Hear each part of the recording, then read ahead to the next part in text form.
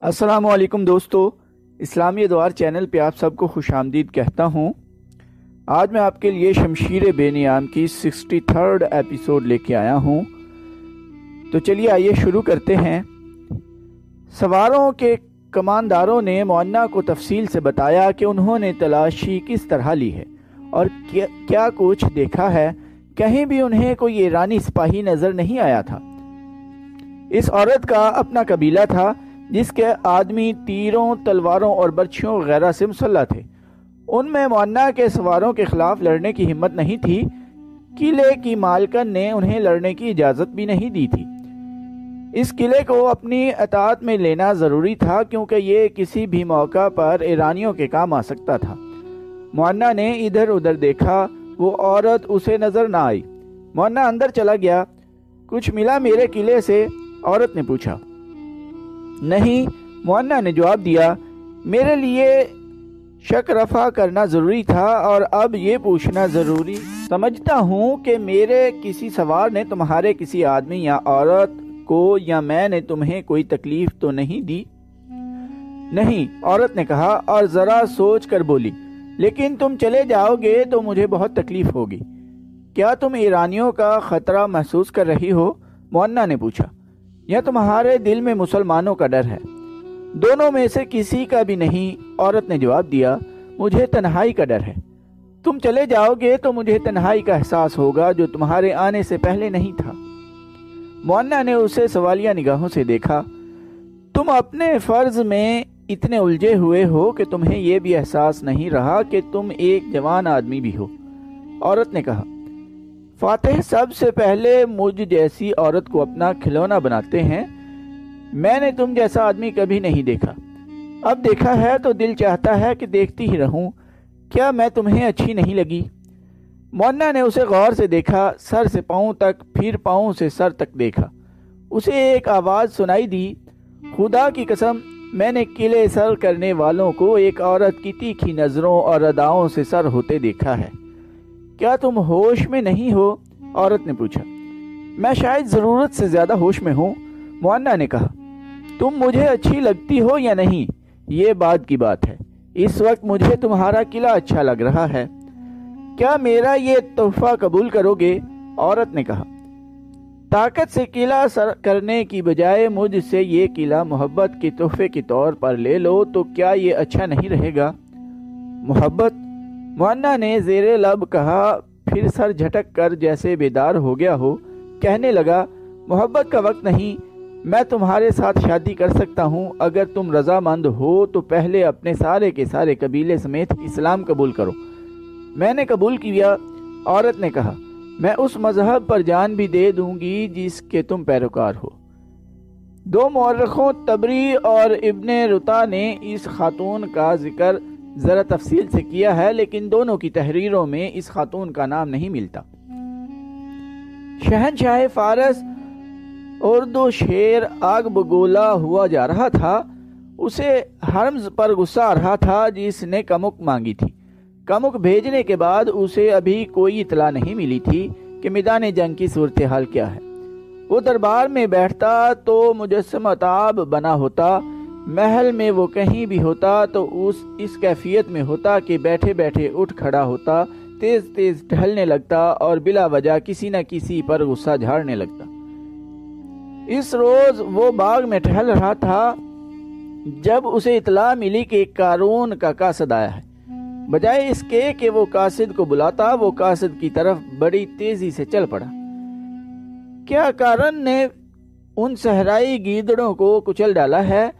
اردو شیر نے پوچھا۔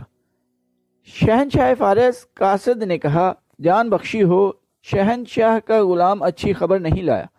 کیا قارون نے بھی کمک مانگی ہے؟ اردو شیر نے پوچھا۔ نہیں شہنشاہ فارس، قاصد نے کہا، سالار ہرمز مسلمانوں کے ہاتھوں مارا گیا ہے۔ مارا گیا ہے؟ اردو شیر نے حیرت سے کہا۔ کیا ہرمز کو بھی مارا جا سکتا ہے؟ نہیں نہیں، یہ غلط ہے، یہ جھوٹ ہے۔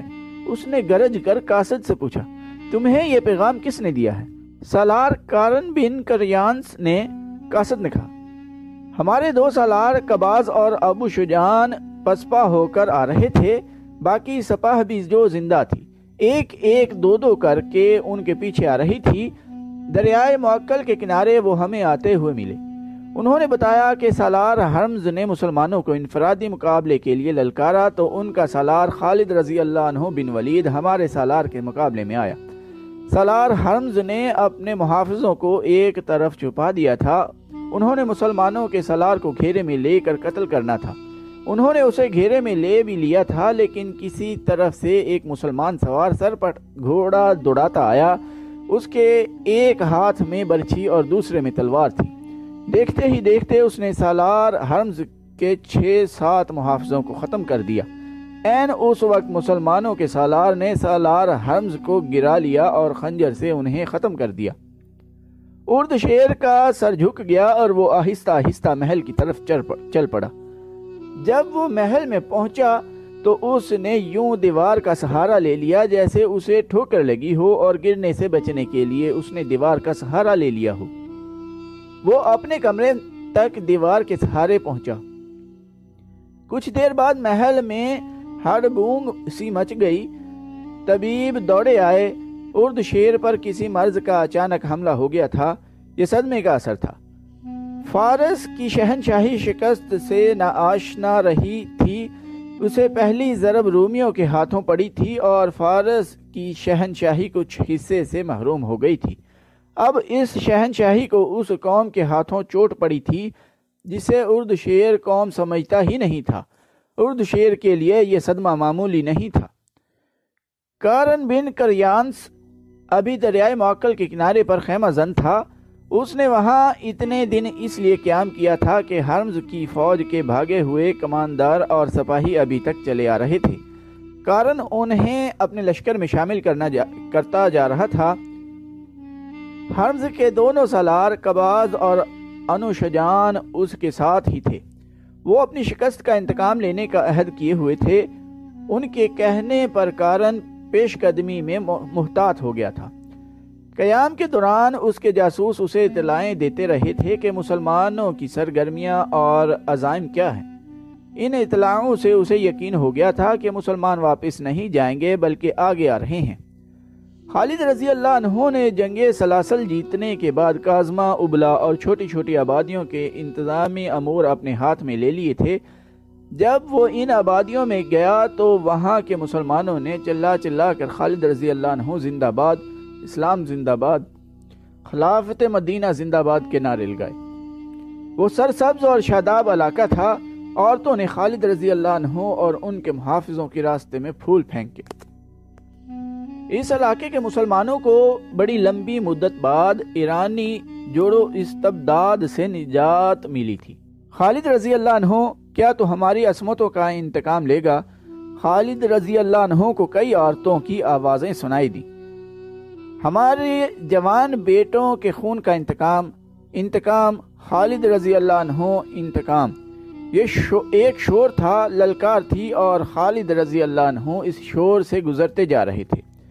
ہم واپس جانے کے لیے نہیں آئے، خالد رضی اللہ عنہ نے وہاں کے مسلمانوں سے کہا، ہم انتقام لینے آئے ہیں۔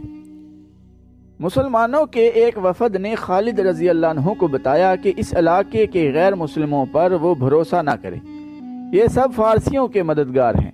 وفد نے خالد رضی اللہ عنہ کو بتایا، مجوسیوں نے ہمیشہ ہمارے خلاف مخبری کی ہے۔ ہمارے بیٹے جب فارسی فوج کی کسی چوکی پر شب خون مارتے تھے تو مجوسی مخبری کر کے ہمارے بیٹوں کو گرفتار کرا دیتے تھے۔ تمام عیسائیوں اور یہودیوں کو گرفتار کر لو، خالد رضی اللہ عنہ نے حکم دیا، اور مسلمانوں میں سے جو اسلامی لشکر میں آنا چاہتے ہیں آ جائیں۔ وہ پہلے ہی مسنہ بن حارثہ کے ساتھ چلے گئے ہیں۔ خالد رضی اللہ عنہ کو جواب ملا۔ فوراً ہی مجوسیوں اور دیگر غیر مسلموں کی پکڑ دکڑ شروع ہو گئی۔ ان میں سے صرف انہیں جنگی قیدی بنایا گیا جن کے متعلق مصدقہ شہادت مل گئی کہ انہوں نے مسلمانوں کے خلاف جنگی کارروائیاں کی تھی یا مخبری کی تھی۔ نظم و نسق کے لیے اپنے کچھ آدمی کاظمہ میں چھوڑ کر خالد رضی اللہ عنہ آگے بڑھ گئے۔ اب ان کی پیش قدمی کی رفتار تیز نہیں تھی کیونکہ کسی بھی مقام پر ایرانیوں سے لڑائی کا امکان تھا۔ خالد رضی اللہ عنہ نے اپنے جاسوس جو اس علاقے کے مسلمان تھے آگے اور دائیں بائیں بھیج دیے تھے۔ مسنہ بن حارثہ آگے ہی آگے بڑھتا جا رہا تھا۔ وہ دریائے معقل عبور کرنا چاہتا تھا، لیکن دور سے اسے ایرانیوں کی خیمہ گاہ نظر آئی۔ وہ بہت بڑا لشکر تھا۔ مسنہ کے پاس 1500 سے کچھ زیادہ سوار تھے۔ اتنی تھوڑی تعداد سے مسنہ ایرانی لشکر سے ٹکر نہیں لے سکتا تھا۔ ہمیں یہیں سے پیچھے ہٹ آنا چاہیے، مسنہ کے ایک ساتھی نے کہا۔ یہ لشکر ہمیں گھیرے میں لے کر ختم کر سکتا ہے۔ سمجھنے کی کوشش کرو، مسنہ نے کہا۔ اگر ہم پیچھے ہٹے تو فارسیوں کے حوصلے بڑھ جائیں گے۔ ہمارے سپہ سالار خالد رضی اللہ عنہ نے کہا تھا کہ پیشتر اس کے کہ فارسیوں کے دلوں سے ہماری دہشت ختم ہو جائے، ہم ان پر حملے کرتے رہیں گے۔ ہمیں اپنی دہشت برقرار رکھنی ہے۔ میں آگ کے ان پجاریوں کی فوج کو یہ تاثر دوں گا کہ ہم اپنے لشکر کا ہر اول دستہ ہیں۔ ہم لڑنے کے لیے بھی تیار رہیں گے۔ اگر لڑنا پڑا تو ہم ان سے وہی جنگ لڑیں گے جو ایک مدت سے لڑ رہے ہیں۔ ضرب لگاؤ اور بھاگو، کیا تم ایسی جنگ نہیں لڑ سکتے؟ مسنہ نے ایک سوار کو بلایا اور اسے کہا، گھوڑے کو ایڑ لگاؤ۔ سپہ سالار خالد رضی اللہ عنہ بن ولید کاظمہ یا ابلا میں ہوں گے۔ انہیں بتاؤ کہ معقل کے کنارے فارس کا ایک لشکر پڑاؤ ڈالے ہوئے ہے۔ انہیں کہنا کہ میں اس لشکر کو آگے نہیں بڑھنے دوں گا اور آپ کا جلدی پہنچنا ضروری ہے۔ خالد رضی اللہ عنہ پہلے ہی کاظمہ سے چل پڑے تھے۔ انہیں گھوڑوں اور باربردار اونٹوں کے لیے چارے اور لشکر کے لیے کھانے پینے کے سامان کی کمی نہیں تھی۔ اس علاقے کے مسلمانوں نے ہر چیز کا بندوبست کر دیا تھا۔